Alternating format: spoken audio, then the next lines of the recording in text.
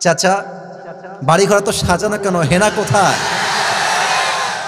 একদিন সময় আসবে তোমার জীবনে, হয়তো তুমি এসে বলবা, চাচা বাড়িঘর তো সাজানো কেন, হেনা কোথায়? আর চাচা বলবে, বাবা হেনার তো বিয়ে হয়ে গেছে, তুমি বাস খাও, তুমি গাঞ্জা খেয়ে ঘুরে বেড়াও। এটা আমি তোমাদেরকে মন প্রাণ থেকে বলছি, যুবক ভাইরা অলওয়েজ মাথায় রাখবা, পুরুষ মানুষ যতদিন টাকা কামাই করতে পারে সবার কাছে প্রিয় থাকে, আর যেই দিন টাকা কামাই বন্ধ হয়ে যায় আপন মানুষগুলো সব পর হয়ে যায়। টাকা কামাই করো হালাল ভাবে, অনেক বেশি ব্যবসা করো, চাকরি করো, উদ্যোগ নাও, প্রতিষ্ঠিত হও জীবনে। যদি মায়ের কাছে সেরা সন্তান হতে চাও, যদি বাবার কাছে সেরা সন্তান হতে চাও, যদি তুমি তোমার স্ত্রীর কাছে সেরা স্বামী হতে চাও, যদি তুমি তোমার সন্তানের কাছে সবচেয়ে প্রিয় বাবা হতে চাও, তুমি যদি বোনের কাছে সবচেয়ে প্রিয় ভাই হতে চাও, টাকা কামাই করা ছাড়া কোনো গতি নাই যুবক ভাইরা। বলো বলো বলো। जब जेब में पैसा होता है तो पराए भी अपने हो जाते हैं, और जब जेब में पैसा नहीं होता तो अपने भी पराए हो जाते हैं।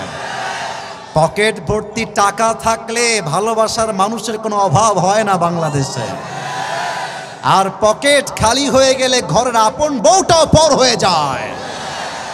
এজন্য আমি মাঝে মাঝে বলি, जब जेब में हो पैसे तो लोग पूछते हैं तुम हो कैसे, और जब तुम हो जाओगे कंगाल कोई पूछने नहीं आएगा तुम्हारा हाल। पॉकेट भर्ती टाका बोलबे हाउ आर यू, केमन आছেন ভাইয়া আপনি, আর যখন পকেট খালি বলবে হু আর ইউ, তুমি কে, তোমাকে তো চিনতে পারছি না ভাই আমি। এই পুরো দেশটাই হচ্ছে টাকার খেলা। এই টাকার জন্য হাজার হাজার যুবক তার পছন্দের মেয়েকে বাংলাদেশে বিয়ে করতে পারে না, এবং এই টাকার জন্য আমি মেয়েদেরকে অসম্মান করে কথা বলছি না, সব মেয়েকে আমি আসিফ এক পাল্লায় মাপি না। অনেক মেয়ে টাকা দেখলে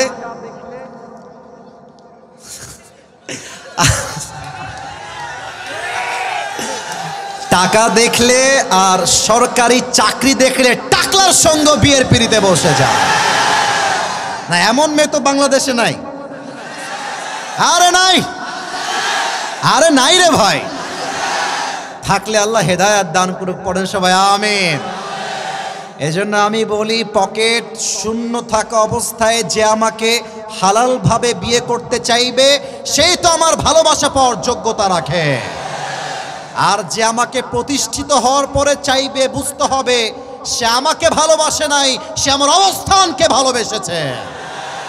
আল্লাহ যুবক ভাইদেরকে হালাল ভাবে বেশি বেশি ইনকাম করার তৌফিক দান করুক, পড়েন সবাই আমিন।